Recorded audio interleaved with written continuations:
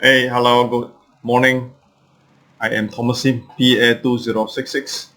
Today is 8th of July 2022. I would like to do a video presentation on topic of agriculture land. Let me begin. Hi. Good morning. I'm Thomasin, PA2066. Today is 8th of July 2022. The slide was done by the 8th of June 2022 because over a time period I was waiting for some outcome of my research. But anyway, I just carry on with whatever I feel is relevant to this topic. Five-way series topic on special for Sarawak agriculture land. Let me begin. So Sarawak is in area geographical big, as you can see. Well, the agriculture lands in Sarawak indeed had been a bit of my own personal experience during the time I was involved with land bank management. So this topic, although sensitive to talk about, I just briefly share with you some of the learning that I have gone through. You look at the agricultural land, the purpose of acquiring agricultural land, there are a few. Of course, for crop plantation, that means future gain by yield of the crop for plantation like oil palm plantation or rubber estate plantation, cocoa plantation. So this is usually initial investment goal of the owner of this agricultural land. But of course, a lot of time it is not so simple and straightforward. A lot of this agricultural land was acquired for longer thinking of becoming land bank for the future development to convert to mixed zone in Sarawak or to convert to building category of use in the future to build township. So some of these plans has been in the case for even years like 10-20 years ahead. Some big conglomerates and big companies are holding on to this land bank, agriculture use land, but for the purpose in the future for commercializing it. So this is a background of the topic that I'm talking today. So anyway, in the alienation, the section 39 of Sarawak Land Court on the cultivation, when a company or a proprietor is given agricultural land, the land alienated for agricultural purpose shall be subject to the implied condition that is in the case here within nine months of the date of the issue of the document. That means when you acquire a plot of agricultural land, the implied condition of the land is to cultivate. Then you have the timeline of 9 months to actually start your cultivation. So when they issue you this title of acquiring the agricultural land, there is an implied need that this land is used for certain cultivation, and this cultivation means you have to start doing cultivation within the 9 months. So this is one of the issues that may be faced by those land bankers, those companies that acquire big blocks of agricultural land, but the thinking of the long-term strategic use is for eventual conversion. So this is one thing which some of the big-scale companies has to face this section of the law that, well, in the initial few years, probably in the initial 10 years, they will use this land for cultivation. Also, this part, of course, in their core business may not be in cultivating. Time while waiting for the maturation of that period of time, use this excuse of acquiring the land to just do some planting. So this is one of the reasons why I do this, as I feel that land given to a cultivator should be in compliance to the law, but on the other hand, in way looking at land being grabbed by big companies for the purpose of future gain, and the small rakyat down the road are not given this chance to in fact cultivate on the land. So this is the scenario of how intention of the law is to curb or is to limit this aspect of agricultural land is to be used for agriculture and not parent doing nothing about it and hoping that in the future it can be commercialized and make money overnight. So section 39 of the Sarawak Land Code on cultivation also put down there if the area is not more than 100 acres, then the whole plot of land shall be brought into cultivation within 3 years. So saying that a acquired agricultural land, you given the title to own this particular agricultural land is less than 100 acres, it means to say that you have to start planting in 9 months and complete the whole planting in 3 years. So a lot of time this may not happen because most people who acquire land through certain political links or connections are not thinking of doing planting for the land, but thinking about making commercialized project that overnight make huge amount of money. So this is in NLC, the National Land Court, also in the category of agriculture. When agriculture land is given, it is to commence cultivation of land within 12 months of the relevant date. The relevant date here means the time of legal ownership of the agricultural land. Well, also on the section 155 shall be fully under cultivation within 3 years. So the difference from Sarawak Land Court is 9 months for starting of cultivation and fully cultivate in 3 years, and not exceeding 12 months. So that means in case the land needs a survey or whatever reason, then it needs to commence in clearing the land by the 12 months period after the land has been alienated to the proprietary owner. So this is common in the agricultural land scenario because the purpose of agricultural land is to give yield, produce crop for the purpose that the land is zoned or is categorized as used in agriculture. It's not to give a land allocation and not doing anything barren land given to some members related or network of people who just sit on the land doing nothing and thinking of flipping the land to make profit.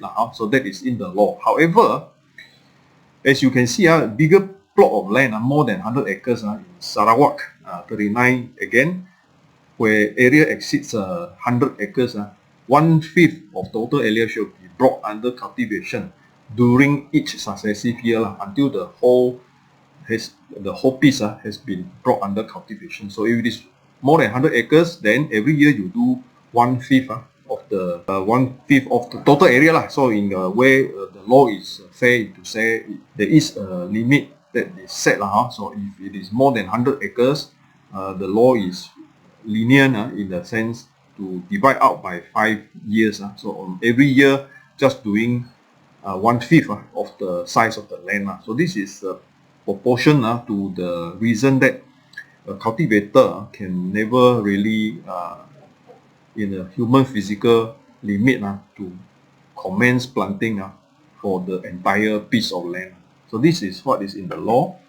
And section 39A for Sarawak also says that when it is used, it can only be used for agriculture as in implied use, as well as if it is expressed in the land title for a certain crop, then it's only used for certain crop. That there is not to be misused for buildings like even a building for residential housing. So this is actually listed in the law saying that no building shall be erected on the land other than a building or building to be used for a certain purpose, and this certain purpose is specified in subsection 2, where it it as specific for a dwelling house or a accommodation for a domestic servant, or if it is a non-residential building, putting machinery like for agriculture use type of machinery, maybe a bulldozer or maybe a truck. So it can be a hut or a shelter that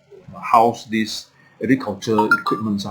So the land predominantly must be used for agriculture purpose. So it stops the proprietor who got the agriculture land and making use of it for other purposes. Like some people would say, okay, I would use it for factory, or I will use it for warehouse, which is unless the warehouse is for agriculture purpose, the warehouse would be used to house or maybe the harvest of the agriculture produce.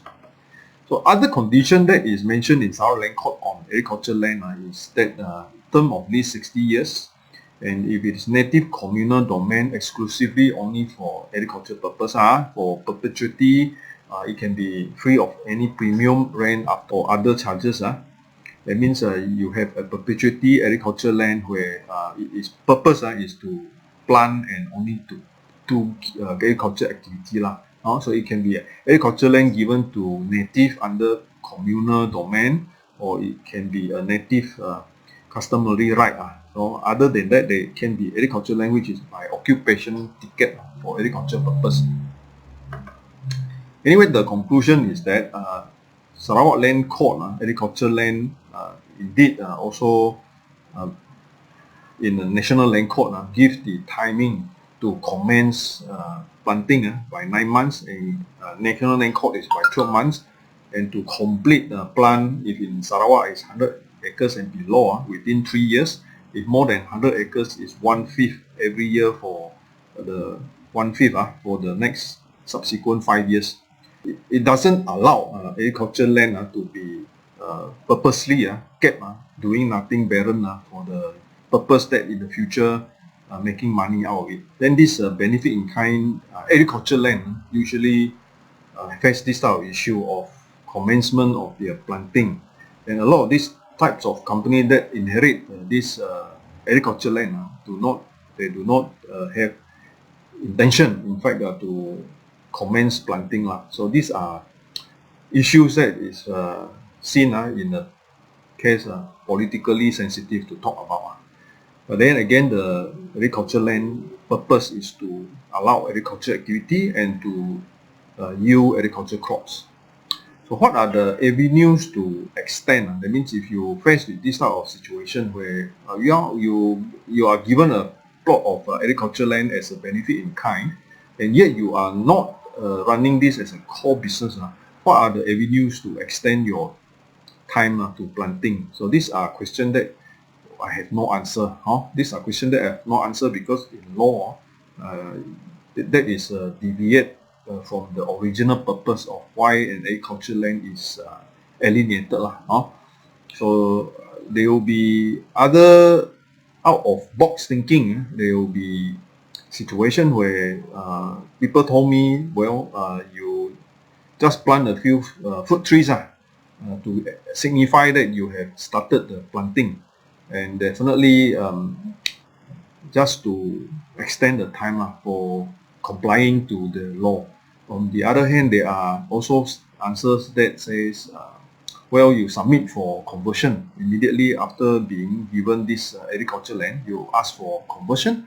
You are ready to make payment for the conversion premium and leave it to the authority to run the process of converting the land. So this is having to pay the premium because the category of use has changed from agriculture to other types of use. So if you are making it as a mixed zone land, then you ask for conversion and to pay up the premium. Other than this, probably I can think of a situation of geographical terrain that is difficult to start planting, to need to clear the land would take a long time because of the difficult terrain. So that is something which is a physical obstacle, physical limitation, where a certain extension of time may be given. So these are likely solutions to taking over plot of agriculture land and yet not planting. So maybe there are other conditions of land which you would be able to use it to extend the timing 9 months to longer than that, and to work on maybe just to delay the time and submit for a conversion. So submit for conversion to different use also require justification because the agricultural land is gazetted as a agriculture region. So to convert it would require a solid reason that such a conversion is feasible and reasonable. Right, thank you for coming to this short video on agriculture land. I am Thomas CPA 2066. This is my mobile number. I have a few websites for the use of salespeople in daily work. One is findway.info, which is a geo-linking advertising website. estateagentexam.com is an online self-study platform for diploma in estate agency examination by the board. And My Real Property Online is my collection of videos and some writings. Contract2you.com is a research area of my interest in ranking of property by comparative index. Abacus Real Estate.fund is a sample website for real estate agency running, easy to operate real estate website. Thank you again.